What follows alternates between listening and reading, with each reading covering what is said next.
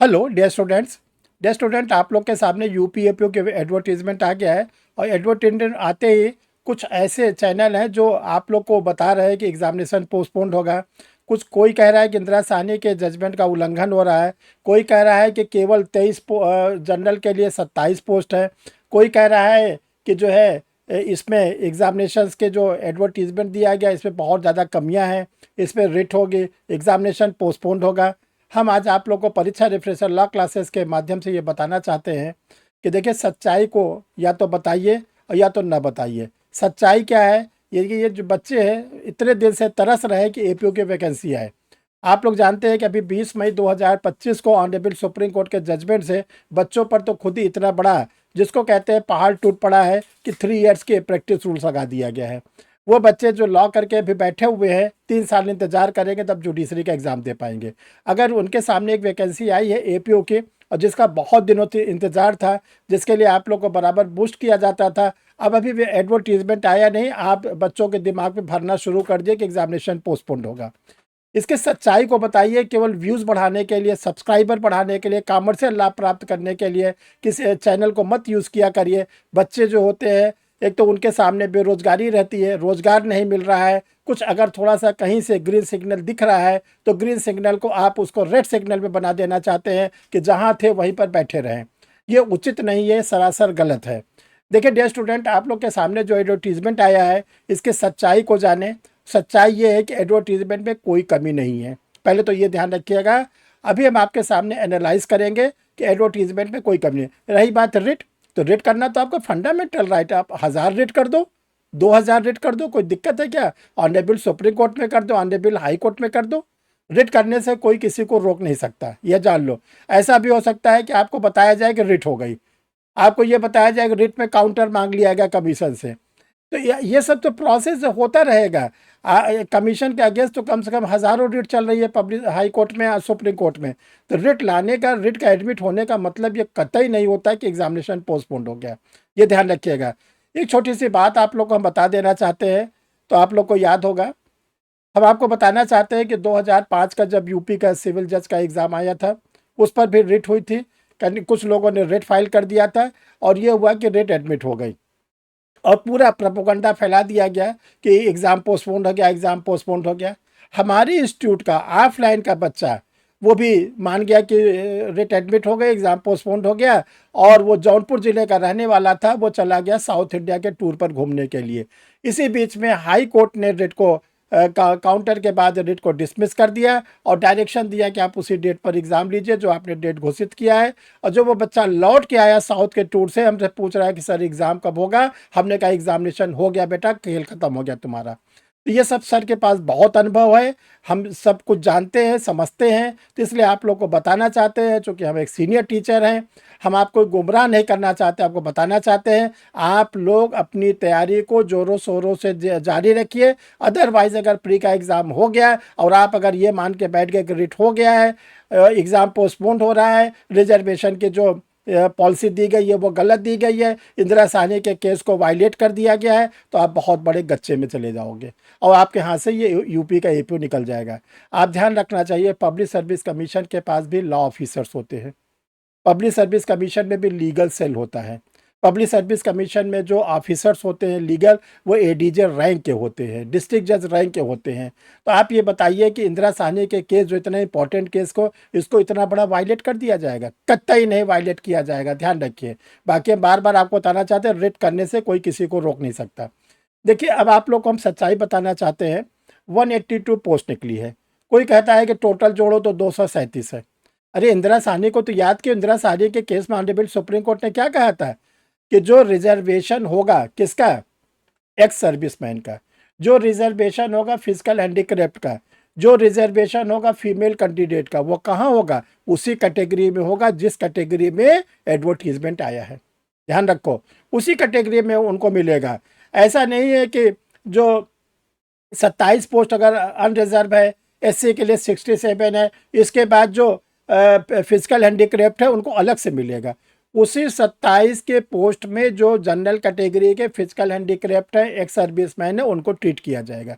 ये इंदिरा साहनी ने कहा था, ये तो कोई बता नहीं रहे हो और बता रहे हो कि इंदिरा साहनी ने 50% कहा था, उसको वायलेट कर रहे हो। तो ये ध्यान रखिएगा कि ये जो वैकेंसी आई हुई है 182, आप केवल प्लस कर लो 27 plus 67 plus 09 plus 61 plus 18, that is 182। यही वैकेंसी एडवर्टाइज हुई है। बाकी जो एक्स सर्विसमैन, फिजिकल हैंडीक्राफ्ट है, डीफ एंड डफ है, फीमेल है, वो अपने कैटेगरी में ट्रीट की जाएंगी जिस कैटेगरी की होंगी। यानी कि जो अनरिजर्व SC ST OBC में है, इसमें 30 महिलाएं सेलेक्ट की जाएंगी, 30 महिलाएं सेलेक्ट की जाए, लेकिन किसमें? अपने अपने कैटेगरी में। अब इसको देखिए, हम आपको सामने एक टेबल रख रहे हैं, इसको ध्यान से देखिए। Dear student, I am Harsh Bihari Srivastava, law expert, परीक्षा रिफ्रेशर, ऑनलाइन लॉ क्लासेस। मैं तो दिन रात अपने बच्चों को बूस्ट करने में लगा हूँ कि किसी तरह प्री न निकलने पाए, प्री न छूटने पाए। क्लासेस स्टार्ट कर दी गई है, स्टडी मटेरियल उनको दिया जा रहा है, उनको बूस्ट किया जा रहा है, ताकि कम से कम यूपी में 182 APO तो सेलेक्ट हो जाए। तो देखो डियर स्टूडेंट, ये यूपी APO की वैकेंसी का जो वर्टिकल और हॉरिजॉन्टल कैसे रिजर्वेशन है, ये आप ध्यान रखिए। देखिए, इसी को अगर आप समझ जाओगे तो आप अपनी पढ़ाई को 2 गुना तेजी से करना शुरू कर दोगे और ये गुमराह होना बंद हो जाओगे। ठीक है, चलिए देखिए, ये आप लोग के सामने टोटल 182 वैकेंसी का निकला हुआ है। इसी को आपको सामने जस्टिफाई करना चाहते हैं, और जब इसको आप समझ जाओगे तो आपको सारी कंफ्यूजन दूर हो जाएगी। अब देखिए डियर स्टूडेंट, ध्यान समझिए। अनरिजर्व की 27 पोस्ट है, ये नंबर 1 पे हम टिक लगा रहे हैं, ध्यान से देखिए। अनरिजर्व की 27 पोस्ट है, राइट। इसमें से 5 फीमेल, एक फिजिकल हैंडीक्राफ्ट, एक DFF के, एक XRB मैन, 8 जो है इसके हॉरिजॉन्टल, और नॉन हॉरिजॉन्टल के 19। ये इसमें सिलेक्शन दिया जाएगा। यानी कि जो क्या नाम है, अनरिजर्व की हैं 27 पोस्ट में 5 महिलाओं को मिलेगी, जो वुमेन्स हैं। एक फिजिकल हैंडीक्राफ्ट को मिलेगा, एक जो है XRB मैन को मिलेगा, एक DFF को मिलेगा, और 19 जो इस पे पोस्ट है 19, ये बॉयज़ होंगे। अब क्लियर आया? SC में आ जाइए। SC में कहा गया 67 पोस्ट है, 67 में 13 पोस्ट महिलाओं को मिलेगी, 3 फिजिकल हैंडीक्राफ्ट को मिलेगी, एक DFF को मिलेगी, 3 XRB मैन को मिलेगी, और 20 मिलेगी किसको? जो टोटल हॉरिजॉन्टल के 20 पोस्ट इन लोग को मिलेगी, और 47 पोस्ट किसको मिलेगी? जो SC के बॉयज़ हैं। ST में ध्यान रखिए, ST में 9 पोस्ट है, 2 महिलाओं के लिए है, फिजिकल हैंडीक्राफ्ट की कोई पोस्ट नहीं, एक सर्विसमैन की एक है। ठीक है, इसमें जो है 6 जो है ST के बॉयज़ चुने जाएंगे। OBC में देखिए 61 पोस्ट OBC की निकाली गई है, तो 12 जो है OBC की फीमेल होंगी, 2 फिजिकल हैंडीक्राफ्ट होंगे, एक DFF होंगे, 3 XRB मैन होंगे, और 43 जो है OBC के बॉयज़ होंगे। EWS की 18 पोस्ट निकाली गई है, 18 पोस्ट में 4 फीमेल के लिए है, एक फिजिकल हैंडीक्राफ्ट के लिए है, DFF के लिए 0 है, XRB मैन के लिए 1 है। तो ये इसमें से 12 पोस्ट जो है EWS के बॉयज़ को मिलेगा। अब ये देखिए, टोटल 182 पोस्ट एडवर्टाइज की गई है। अब 182 का क्लासिफिकेशन देख लीजिए। 36 महिलाएं बनेंगी APO, 7 फिजिकल हैंडीक्राफ्ट के बनेंगे, 3 DFF के बनेंगे, 9 XRB मैन के बनेंगे, और 55 जो होंगे जो क्या नाम है, बिना इस कैटेगरी के हैं, उसमें आते हैं। ये डियर स्टूडेंट, आपके सामने ये चार्ट लगा हुआ है। यानी ध्यान से फिर से समझ जाइए, जो फिजिकल हैंडीक्राफ्ट है उसका रिजर्वेशन अपने कैटेगरी में होगा। SC वाला SC, OBC वाला OBC, जनरल वाला फीमेल जो रिजर्वेशन पाएंगी, जैसे जनरल में 5 फीमेल को सेलेक्ट होना है, तो 27 वाले पोस्ट में पाएंगे। ये जो है टोटल आपके सामने ये स्ट्रक्चर है। हम समझते हैं कि इस बात को अब आप लोग को समझ में आ गया होगा कि कोई भी किसी प्रकार की कोई त्रुटि नहीं है विज्ञापन में। और ध्यान रखिएगा, जो पब्लिक सर्विस कमीशन की ओर से एडवर्टीजमेंट आया है, जो इसके सचिव हैं मिस्टर अशोक कुमार। देखिए, सचिव की जो पोस्ट होती है वो बड़ी पोस्ट होती है, ये PCS ऑफिसर या IAS ऑफिसर रैंक के होते हैं। इन्होंने खुद अपना स्टेटमेंट दिया है, ये लोकल न्यूज़पेपर में निकला है। लोकल न्यूज़पेपर में तो देखिए भड़काऊ न्यूज़ है, 182 पदों में सामान्य वर्ग के लिए सिर्फ 27। ठीक है, उनको तो पेपर बेचना है, बेचने दो। लेकिन देखिए सचिव जी का क्या निकला है, APO के रिक्त पदों में आरक्षण की कोई अनदेखी नहीं की गई है। जिस वर्ग में जितने पद मिले उनका विज्ञापन जारी किया गया है। अशोक कुमार, सचिव लोक सेवा आयोग। तो देखिए, हमारा जो व्यक्तिगत रूप में आप लोगों को कहना है, आप अपनी पढ़ाई को ज़ोरों से शोरों से जारी रखिए, उसमें एक भी कमी मत रखिए। 3 साल के बाद वैकेंसी आई है, अगर आप चूक गए, हो सकता है कि 1 साल 2 साल कब वैकेंसी आएगी, आप पीछे हो जाओगे। आप इस जो भड़काऊ चीज़ें हो रही, इस पे बिल्कुल ध्यान मत दो। आप अपने पढ़ाई पर ध्यान दीजिए। ये मान के चलिए कि मुझे दिसंबर में एपीओ का प्री देना है, ज़ोरों से देना है, हमको प्री क्रैक करना है। जब आप इस तरह करोगे तो आपको ज़रूर सफलता मिलेगी।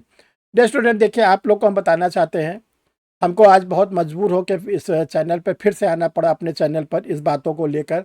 आज हम स्वस्थ नहीं हैं, बिल्कुल स्वस्थ नहीं हैं। अभी मात्र 5 मिनट के पहले हम डेंटिस्ट के पास से आए हैं, बोलने में दिक्कत भी हो रही है।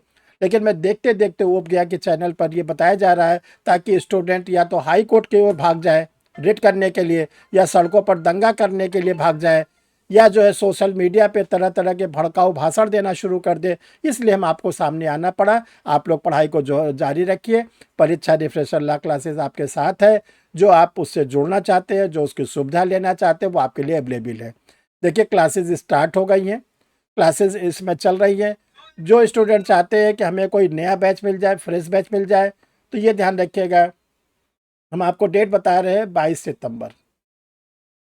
22 सितंबर 2025 से आप लोगों के लिए नया बैच मिलेगा। जो क्लासेस मिलती हैं, बीएनएस के मिलेंगे, बीएनडबलएस के मिलेंगे, कॉन्स्टिट्यूशन के मिलेंगे, पुलिस रेगुलेशन के मिलेंगे, पुलिस एक्ट के मिलेंगे। ये आप लोग के लिए जो क्लासेस है वो आप लोग को इसमें मिलेंगी। डियर स्टूडेंट, देखिए, जिन लोगों ने परीक्षा रिफ्रेशर यूट्यूब चैनल को नहीं सब्सक्राइब किया, सब्सक्राइब कर ले। देखो, चैनल को इसलिए सब्सक्राइब कर लोगे कि अगर आप चैनल को सब्सक्राइब कर लेते हो तो ये सब चीज़ें जो आप लोग को बताई जाती है वो ऑलरेडी आपको क्या होगा, सिस्टम पर इंडिकेशन होना शुरू हो जाएगा। तो डियर स्टूडेंट, हम तो ये कहेंगे कि आप लोग अपनी वैकेंसी, अपने पढ़ाई को जोरों से जारी रखिए। आप लोगों के लिए एक टेस्ट सीरीज जारी कर दी गई है।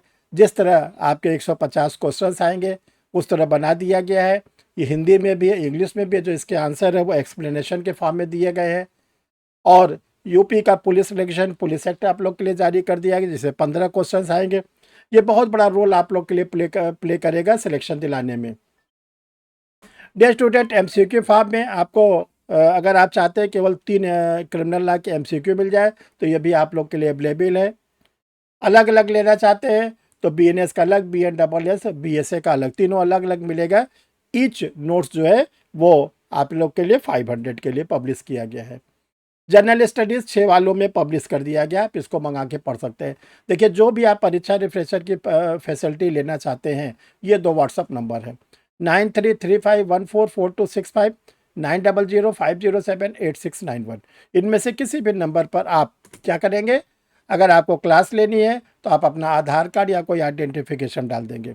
अगर आपको कोई नोट्स लेना है तो आप अपना कंप्लीट पोस्टल एड्रेस, नाम, पता, पिन कोड डाल देंगे।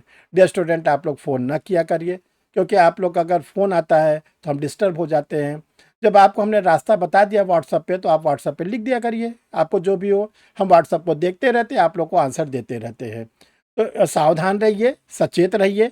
जीवन में ऐसे लोगों से दूर रहिए जो आपके करियर के लिए बाधक बनना चाहते हैं। ऐसे लोगों के साथ रहिए जो आपको ताकत देते हैं, जो आपको सिलेक्शन की ओर ले जाते हैं। उनके साथ आप जुड़िए और हम लोग फिर मिलते हैं किसी नए टॉपिक के साथ, नए वीडियो में। Thank you dear students.